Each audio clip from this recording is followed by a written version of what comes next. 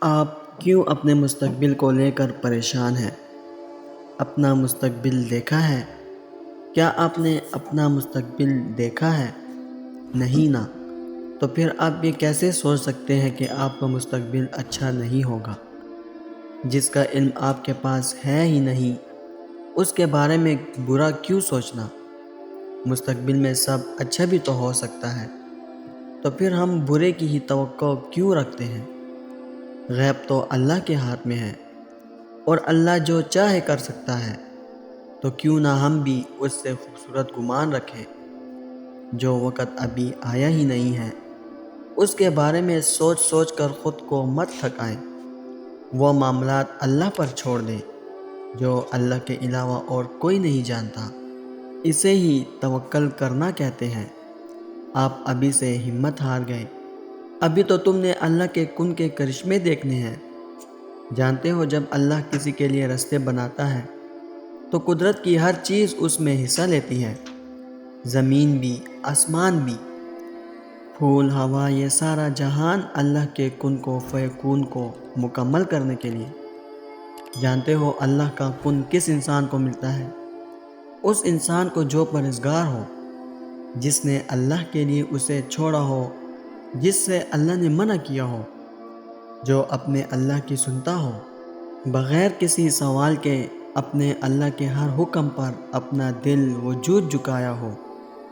پھر جب ایسے انسان کا دل اللہ سے فریاد کرتا ہے تو پھر اللہ اپنے ایسے پاکیزہ دل کی فریاد کو پورا کرنے کے لیے قدرت کے تمام راستے اس کے حق میں کھول دیتا ہے، اور پھر اس کے حق میں معجزے ہی معجزے ہوتے ہیں، ایسے معجزے جو بے حد نایاب اور سوچ سے باہر ہوتے ہیں۔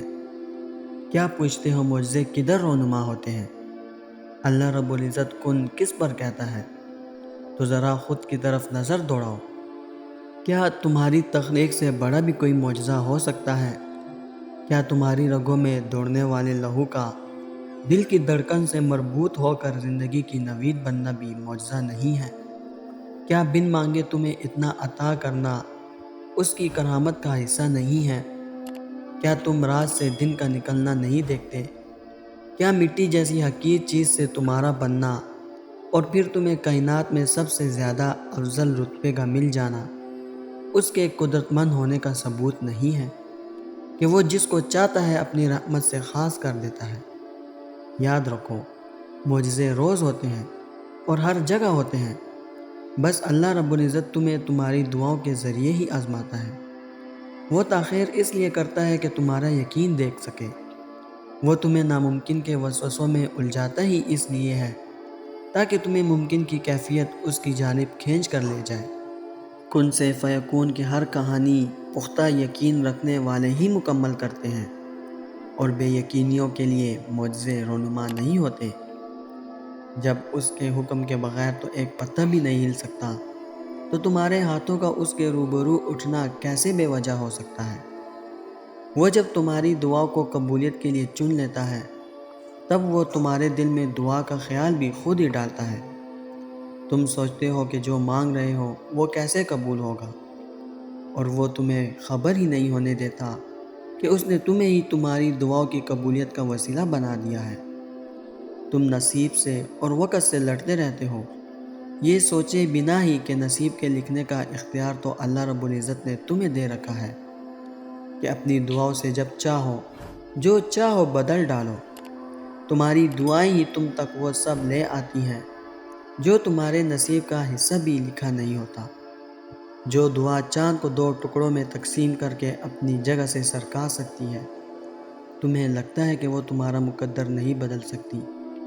جو دعا حضرت موسیٰ علیہ السلام کے لیے سمندر کو دو حصوں میں تقسیم کر سکتی ہے، تمہیں لگتا ہے کہ وہ تمہارے لیے ناممکن سے ممکن کے وسیلے پیدا نہیں کر سکتی۔ جو دعا سلگتی ہوئی آگ کو ٹھنڈا کر سکتی ہے، تمہیں لگتا ہے کہ وہ تمہارے اس تڑپتے ہوئے بے قرار دل کو قرار نہیں دلا سکتی۔ تمہاری دعائیں وہ سب کر سکتی ہیں جو تمہارا مقدر نہیں کر سکتا، اور دعاؤں سے تو رب بھی مل جاتا ہے۔ بس تمہیں یہ یقین رکھنا ہے کہ جو اس سے مانگ لیا جائے وہ مل کر رہتا ہے۔ پھر وہ تمہیں وہاں سے دے گا کہ تمہاری دعائیں بھی حیران رہ جائیں گی۔ دیر تو کسی مصلیحت کے تحت ہوتی ہے، لیکن وہ کبھی کسی کو خالی ہاتھ نہیں لوٹاتا۔ برے حالات یہ طے نہیں کرتے کہ اختتام بھی برا ہی ہوگا۔ اگر اللہ چاہے تو ابھی ہم جن برے حالات میں پھنسے ہوئے ہیں وہ برے حالات لمحوں میں بدل جائیں۔ دعائیں اللہ کی مدد کے ایسے دروازے کھول سکتی ہے جن کا کوئی اندازہ بھی نہیں لگا سکتا۔ اس لیے آپ کا یقین رکھنا بہت ضروری ہے، کیونکہ آخر میں کچھ بھی ہو سکتا ہے۔ اللہ کے ساتھ تعلق مضبوط کرنے کے لیے آپ کو 2 چیزیں کرنی پڑیں گی۔ آپ کو اس سے بات کرنے کی عادت ڈالنی ہوگی، اور آپ کو اس کی بات سننے کی عادت ڈالنی ہوگی۔ اور یہ 2 عادتیں پتہ ہے آپ کو کیسے ہوں گی؟ نماز اور قرآن کے ذریعے۔ جب آپ نماز پڑھتے ہیں تب آپ اللہ سے بات کر رہے ہوتے ہیں، اور جب آپ قرآن پڑھتے ہیں تب آپ اللہ کی بات سن رہے ہوتے ہیں۔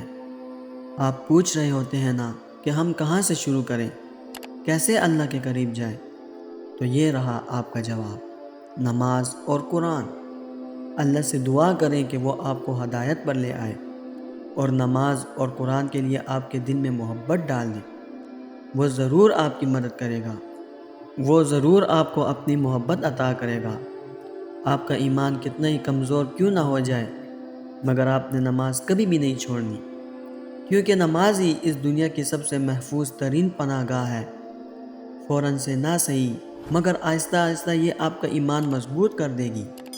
ابھی نہ صحیح، مگر ایک نہ ایک دن یہ آپ سے ان گناہوں کو دور کر دے گی جو آپ چھوڑ نہیں پا رہے ہیں۔ جس چیز کو اللہ کی حفاظت میں دیا جاتا ہے، پھر اس کے بارے میں کوئی ڈر اور وسوسہ دل میں آنے نہیں دیا جاتا، بس مطمئن ہو جانا ہوتا ہے، کیونکہ اللہ کو امانت میں خیانت پسند نہیں۔ پھر ایسا کیسے ہو سکتا ہے کہ وہ اس چیز میں خیانت آنے دے گا جو خود تم نے اس کے پاس اس کی حفاظت میں رکھوائی ہے؟ اللہ تمام جہانوں کو بنانے والا ہے، وہ ہر ایک مخلوق کا خیال رکھنے والا ہے، وہ تمہاری بھی اور اس چیز کی بھی حفاظت کرنا بخوبی جانتا ہے۔ تو بس پھر یقین رکھو جو تم نے اس کے حوالے کیا ہے وہ صحیح وقت آنے پر بہترین وسیلے سے تمہیں لوٹا دے گا۔ بس صبر رکھو، جو تمہارا ہے وہ تمہیں ہی ملے گا، اور بہترین نور کے ساتھ ملے گا انشاءاللہ۔ دعا مانگتے رہو کہ حفاظت کرنے والی پاک ذات تمام جہانوں کے نظام کو چلانے والی ہے۔ آپ کا مستقبل اللہ کے ہاتھ میں ہے۔ آپ یہ نہیں جانتے کہ کل کیا ہوگا، لیکن آپ یہ تو جانتے ہیں کہ کل کس کے ہاتھ میں ہے۔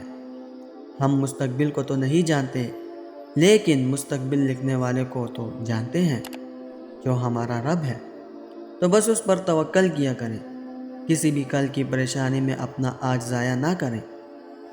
آپ کے رب کو خوب پتہ ہے کہ آپ کی کہانی کو کس طرح مکمل کرنا ہے۔